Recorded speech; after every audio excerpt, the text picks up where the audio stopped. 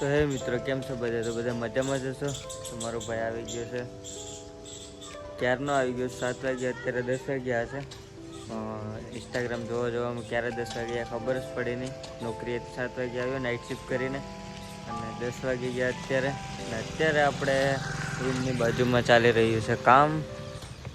પરેશભાઈ અત્યારે સૂતા છે અને હું સુવા જાઉં છું, કેમ કે મેં ધોઈ નાખ્યા કપડાં. કેટલા બધા હતા ક્યારના બાકી, ધોઈ નાખ્યા.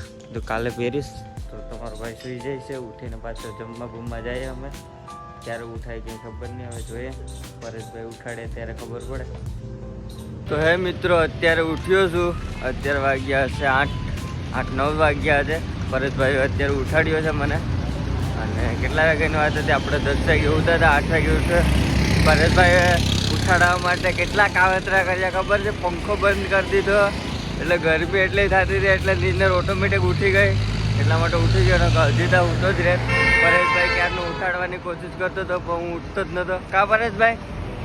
પરેશભાઈએ પંખો બંધ કરી દીધો, પંખો, ને મને ઉઠાડ્યો. કે આ ઉઠે એવું નહીં, કે પંખો બંધ કરી દો. મારા રૂમમાં બેઠા રે, એને કીધું કે પંખો બંધ કરી દે એટલે ઉઠી જાય. એટલે ગરમી થાય, કેમ કે રૂમ થોડોક પેક છે, બારી નથી, એટલા માટે ગરમી થાય વધારે ત્યાં, પંખો ના હોય તો. એટલે હવે જાય જમવા, ને બન્યા રહેજો એન્ડ સુધી, મજા આવશે આપણે. કેમ કે કાલે જવાનું છે બી શિફ્ટમાં. આજ નાઇટ શિફ્ટ હતી, આજે રજા છે અમારે, બુધવાર છે, એટલા માટે જાય રખડવા આજે. ચાલો તો મિત્રો, અત્યારે પહોંચી ગયા છે બસ સ્ટેન્ડે. જોઈ શકો છો બસ સ્ટેન્ડે આવ્યા છે જોવા. અત્યારે બસ ફૂલ ને તો ડાયરેક્ટ બેસી જાય. કા પરેશ? હે રૂપેશભાઈ, ડાયરેક્ટ બેસી જવાની વાત આવે. સોમનાથ કે ડાયરેક્ટ બેસી જાય. અહીંથી કપડાં બપડા તો ભલે રહ્યા ત્યાં, ચડી જાય એટલે બેસી જાય. કેમ કે આ હોળીનો તહેવાર છે, એટલા માટે બસ મળે ન મળે. જો કેટલી ભીડ છે અત્યારે બસ સ્ટેન્ડમાં.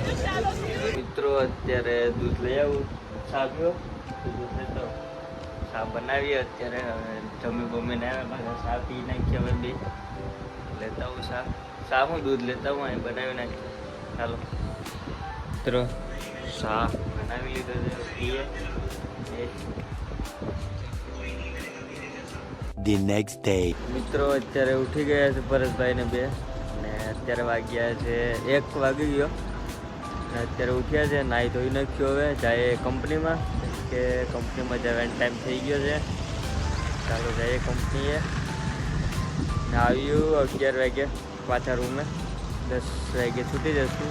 છૂટતા અહીંયા 11 વાગી જશે. ચાલો મિત્રો, અમે ભાઈ આવી ગયા છે કંપનીમાં, અને મારે આજે ઓટી કરવાની છે. પરેશભાઈ મોબાઈલ લેવા આવ્યો છે, તો દઉં કે ના દઉં? તો હાલે પરેશભાઈ મોબાઈલ લઈ જાય, કેમ કે મારે ઓટીમાં રોકાવાનું છે. એટલે એક ફોન તો મારા જોડે છે, એટલે બીજો શું કરવું? ચાર્જિંગ કરીને રાખે, પછી વિડીયો બનાવું રૂમે આવીને. તો પરેશભાઈને દઈ દઉં મોબાઈલ.